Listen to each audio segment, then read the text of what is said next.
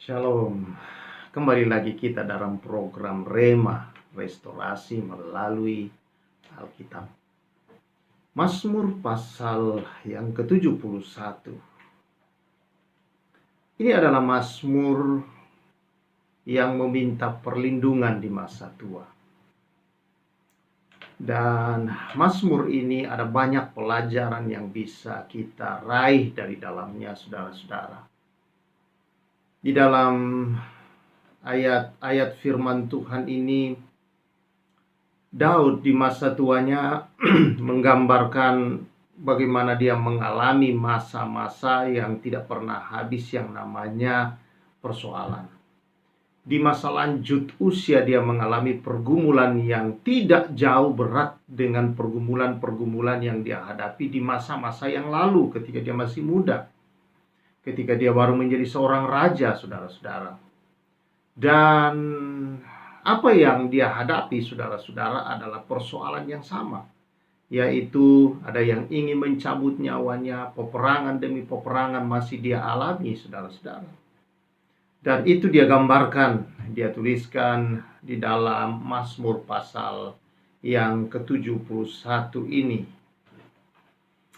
Di mana di masa tuanya, saudara-saudara, dia masih menghadapi pergumulan-pergumulan yang sangat berat, yang masih sama mengancam nyawanya. Dan dia datang kepada Tuhan. Dia berkata dalam ayat yang keempat, "Ya Allah, kuluputkanlah aku dari tangan orang fasik, dari cengkeraman orang-orang lalim dan kejam. Sebab Engkaulah harapanku ya Tuhan, kepercayaanku sejak masa mudaku." Nah, ayat yang ke-17 berkata juga demikian, "Ya Allah, Engkau telah mengajar aku sejak kecilku, dan sampai sekarang aku memberitakan perbuatan-Mu yang ajaib. Juga sampai masa tuaku dan putih rambutku, ya Allah, janganlah meninggalkan aku, supaya aku memberitakan kuasa-Mu kepada angkatan ini, keperkasaan-Mu kepada semua orang yang akan datang." Nah, betapa penting, saudara-saudara, sejak dari kecil anak-anak mengenal Tuhan. Anak-anak diberi pengetahuan dan pengenalan akan Allah. Tentu itu harus terjadi di dalam rumah tangga. Anak harus menerima contoh-contoh dan teladan-teladan yang baik dari orang tua yang menyembah Tuhan, mengajar mereka tentang kebenaran-kebenaran firman Tuhan. Mengapa, saudara? Daud atau pemazmur di sini menerima itu sejak dari masa kecil. Bahkan dia merasakan dan dia mengakui bahwa ketika dia ada di dalam kandungan itu karena perbuatan Tuhan melindungi dia dan membuat dia lahir ke bumi ini. Dan Tuhan punya rencana yang besar atas kehidupannya.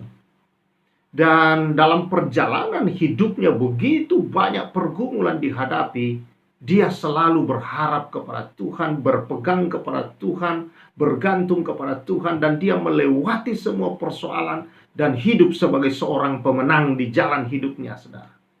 Karena apa? Karena dia memiliki bekal, yaitu kebenaran firman Tuhan di dalam hidupnya. Dia tahu bahwa dia melihat teladan bahwa ada Tuhan yang begitu kuat, yang begitu dahsyat, tempat bergantung, tempat berteduh, tempat berlindung, tempat berharap yang bisa diandalkan betul-betul dan tidak ada kebohongan dalam dirinya. Itulah Tuhan. Dan pemazmur melakukan sampai masa tuanya. Dia menyebut sejak dari masa mudanya pun sampai pada masa tuanya. Sejak dari masa kecil dia telah mengenal Tuhan itu, saudara. Karena itu anak-anak penting dari masa kecil. Dan diberi contoh bagaimana menyembah Allah, bagaimana memuji Allah, bagaimana saudara-saudara pentingnya Allah dalam hidup. Ya, bagaimana saudara-saudara anak-anak bisa belajar bergantung kepada Allah dalam hidup mereka.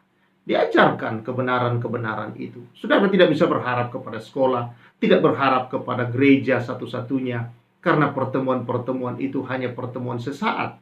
Tetapi saudara-saudara, teladan itu harus dia lihat pada orang tua yang ada di dalam keluarga.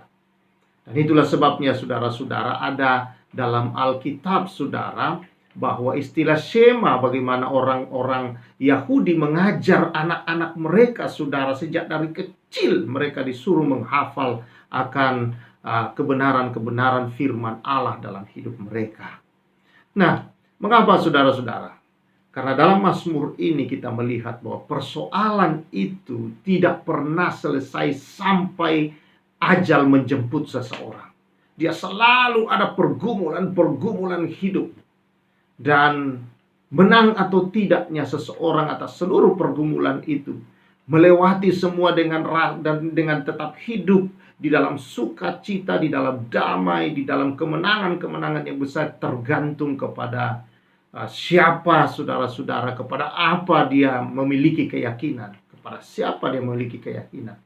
Kalau dia memiliki keyakinan di dalam Kristus Yesus yang adalah pemenang kehidupan ini, saudara, yang memberikan kemenangan atas seluruh kehidupan, maka saya percaya orang itu akan terus menang dalam hidup ini. Apapun dia hadapi, dia senantiasa melihat tangan Tuhan yang dahsyat, yang berkuasa menolong, menyertai dia.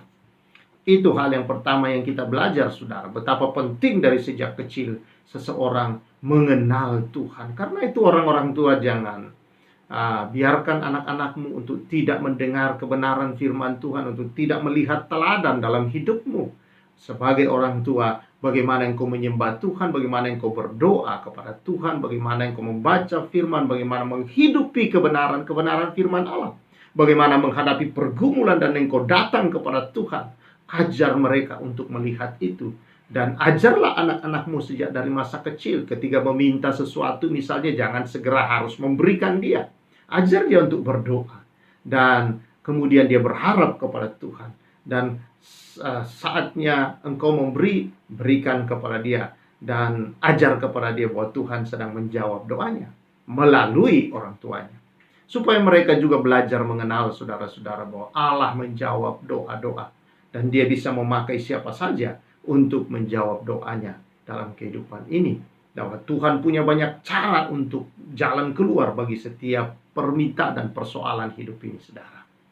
Nah, itu hal yang pertama yang kita belajar. Hal yang kedua, saudara-saudara, bahwa karena seumur hidup kita adalah seperti sebuah proses untuk membentuk karakter kita. Jadi persoalan itu, saudara, adalah untuk menyempurnakan karakter Kristus dalam kita di seumur hidup kita, saudara.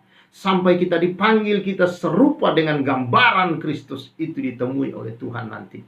Dan saudara yang saya kasihi di dalam Tuhan, di seluruh perjalanan hidup itu, saudara, karena untuk menjadi serupa dengan Kristus berarti kita harus mengenal dia, saudara. Maka hal yang penting yang perlu kita perhatikan dari Mazmur ini adalah pemazmur ini sampai pada masa lanjut usia selalu berdoa, bergantung kepada Tuhan di dalam doa dan belajar kebenaran firman Allah. Ya, dia mengakui dalam ayat 17 yang kita baca, engkau telah mengajar aku sejak kecilku dan sampai sekarang.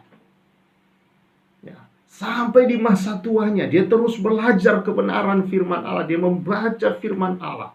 Itu menjadi kekuatan untuk menjalani kehidupan. Seperti kita tahu dalam Mazmur 119 ayat 105 berkata, firman-Mu adalah pelita bagi kakiku, terang bagi jalanku. Saudara-saudara, bagaimana supaya kegelapan-kegelapan di hidup kita bisa, saudara, kita lewati hanya dengan firman Allah yang memberikan kita seperti lampu yang menerangi dalam kegelapan itu, saudara. Di setiap perjalanan kita ada pergumulan-pergumulan yang merupakan seperti sebuah kegelapan yang datang, saudara. Tanpa kita memiliki, saudara, penerangan di dalamnya, maka bisa tersesat, terjatuh, terperosok, dan berbagai macam hal-hal, dan tidak melihat jalan, dan tidak tahu arah tujuan. Tetapi melalui firman Allah, kita senantiasa dituntun, saudara-saudara, langkah demi langkah untuk kita melihat kebesaran Tuhan mengeluarkan kita dari kegelapan itu. Dan saudara, doa adalah tempat kita bergantung. Doa, saudara-saudara, itu adalah seperti tangan kita yang memegang lampu itu di dalam kegelapan. Artinya kita bergantung kepada terang itu melalui doa kita, saudara. Karena itu saudara-saudara yang saya kasihi di dalam Tuhan Yesus Kristus, jangan lupakan hidupmu untuk bergantung kepada Tuhan di dalam doa. Berdoa, baca firman Tuhan, berdoa, dan melangkah berdasarkan kebenaran-kebenaran itu akan membawa engkau di dalam segala kuasa mujizat, kebesaran, dan berkat-berkat ilahi yang luar biasa itu, saudara. Dan hal yang ketiga, yang penting di sini, saudara-saudara, dikatakan oleh pemazmur bahwa sampai sekarang, ayat 17, aku memberitakan perbuatanmu yang ajaib. Sampai masa tuaku dan putih rambutku, ya Allah, jangan meninggalkan aku, supaya aku memberitakan kuasamu kepada angkatan ini, keperkasaanmu kepada semua orang yang akan datang. Saudara-saudara yang saya kasih dalam Tuhan Yesus Kristus, ini hal penting juga, bahwa saudara dalam hidup ini, setelah kita menerima, kalau kita bergantung di dalam Allah, kita tahu bahwa semua yang kita hadapi adalah pertolongan dari Tuhan melewati hari-hari kita, saudara. Maka penting untuk kita, saudara, bersaksi kepada orang lain. Bersaksi sangat penting, saudara. Ada kekuatan, ada kuasa Allah bekerja di dalamnya, saudara. Sesuatu yang kita alami dari Allah di dalam hidup ini, kalau kita bicarakan kepada orang lain, ada kekuatan, ada kuasa yang bisa menolong orang lain, yang bisa membuka pikiran dan wawasan, membuka hati orang lain juga untuk menjadi percaya kepada Yesus Kristus. Karena itu, saudara, bersaksilah. Bersaksi sangat penting kepada orang lain, saudara-saudara. Bersaksi kepada angkatan-angkatan yang ada. Saksikan kehidupanmu kepada mereka. Ketika mereka menghadapi pergumulan-pergumulan hidup, tolonglah mereka dengan kesaksian hidupmu, saudara. Ketika teman-temanmu di kantor atau siapapun menghadapi pergumulan hidup dan berbicara kepadamu pergumulan mereka, ayo saksikan bagaimana Tuhan menolong engkau. Dan Tuhan yang sama kau sembah bisa menolong mereka. Saudara seringkali berkata, ada banyak orang berkata, saya tidak bisa, saya tidak tahu menginjil. Bagaimana caranya? Saudara, mungkin kau tidak tahu bagaimana caranya menginjil dari kebenaran firman Tuhan ini, dari Alkitab, saudara-saudara. Tetapi kita punya Alkitab hidup yang bisa dibaca oleh setiap orang. Itulah Injil yang kelima, kata Rasul Paulus di dalam Korintus. Kamulah, kata Rasul Paulus, surat Kristus yang dibaca oleh semua orang. Hidupmu, pengalamanmu bersama Tuhan, bagaimana Tuhan menolong, mengangkat, menyertai engkau, saksikan kepada orang-orang lain, saudara. Jadilah berkat dalam hidup ini. Bersaksi, tunjukkan, supaya orang-orang di bawahmu, generasi-generasi yang ada di bawahmu, saudara-saudara, boleh menerima juga berkat Allah. Banyak orang, saudara, ini pelajaran penting juga di sini, dia berkata, supaya aku memberikan kuasamu kepada angkatan ini dan kepada semua orang yang akan datang, angkatan generasi berikutnya. Ada banyak orang, saudara-saudara, yang dalam hidupnya, yang dia pikirkan, saudara-saudara, adalah mengumpulkan harta untuk warisan kepada keturunan yang akan datang. Tetapi saya beritahu, warisan yang terbaik, saudara, yang tidak akan lekang dimakan oleh waktu dan tidak akan habis, saudara-saudara, oleh panas teriknya bumi dan matahari ini, saudara, ialah firman Allah. Hidup yang diteladankan, saudara-saudara. Ini adalah warisan yang terpenting, adalah iman kepada Yesus Kristus. Itu yang akan membuat mereka sanggup menghadapi pergumulan yang bisa jadi jauh lebih berat dari apa yang kita alami di hari-hari ini. Semakin tua bumi ke depan, mereka akan menghadapi tantangan-tantangan yang tidak menjadi lebih mudah, saudara. Kalau mereka tidak memiliki warisan iman bagaimana menghadapi persoalan, mereka mudah runtuh di masa depan.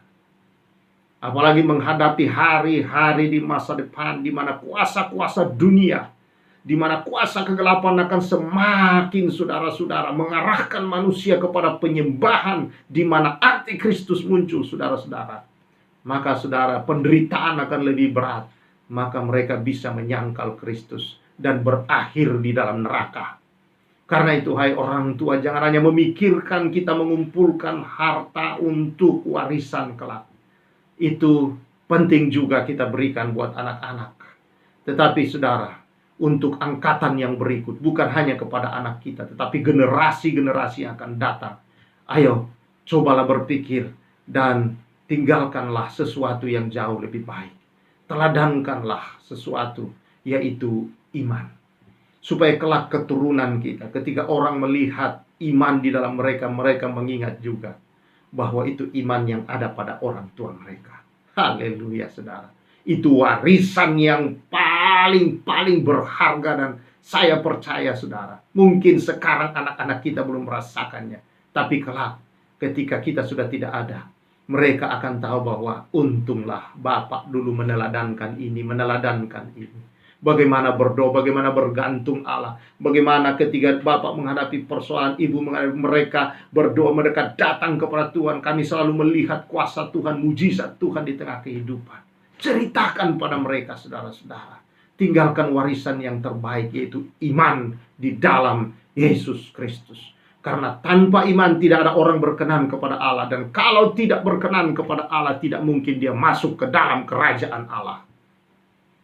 Masa iya saudara hanya mikirkan diri sendiri untuk masuk kerajaan surga dan tidak memikirkan generasi di bawah kita? Tinggalkan sesuatu, saudara-saudara. Saya tidak terlalu suka tadinya, saudara, untuk rekaman-rekaman seperti ini. Tetapi memasuki masa pandemi, saya merasa Tuhan berbicara dan Tuhan berkata kepada saya, ayo buat, ayo berbicara. Saya percaya banyak orang diberkati. Karena itu, saudara, berdoalah kepada Tuhan. Dengarlah Tuhan, apa yang Tuhan mau kau lakukan untuk kau tinggalkan bagi generasi berikutnya, saudara. Saya yakin ada banyak hal yang bisa kita lakukan bagi kerajaan Allah di masa kini dan di masa yang akan datang. Saudara, memang harta apapun kita kumpul, kita penting di dunia, tapi itu tidak akan pernah kita bawa dari dunia ini. Tetapi iman akan menyertai kita sampai ke dalam kekekalan.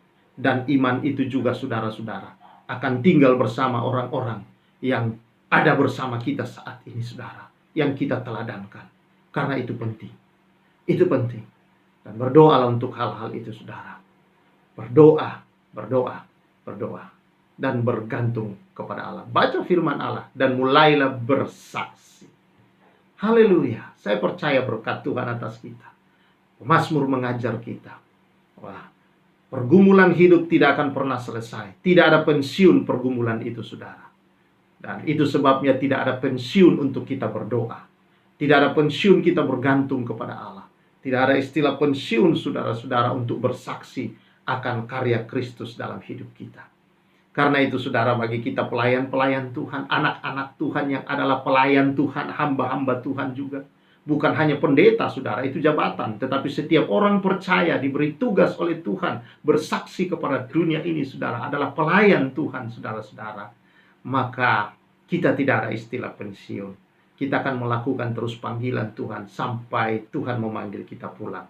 Dan masuk dalam kekekalannya, menerima upah kita masing-masing. Terpujilah nama Tuhan, saudara. Karena itu, saudara, teruslah berdoa, bergantung kepada Tuhan, baca firman Allah, dan hidup bersaksi kepada setiap orang, karena orang-orang membutuhkan Anda. Ingat, saudara, hadir di dunia ini juga menjadi solusi bagi setiap ada persoalan-persoalan yang adalah saudaralah solusinya atas persoalan itu. Untuk itulah Tuhan menghadirkan kita di tengah-tengah dan memilih kita, memberkati hidup kita dengan keselamatan.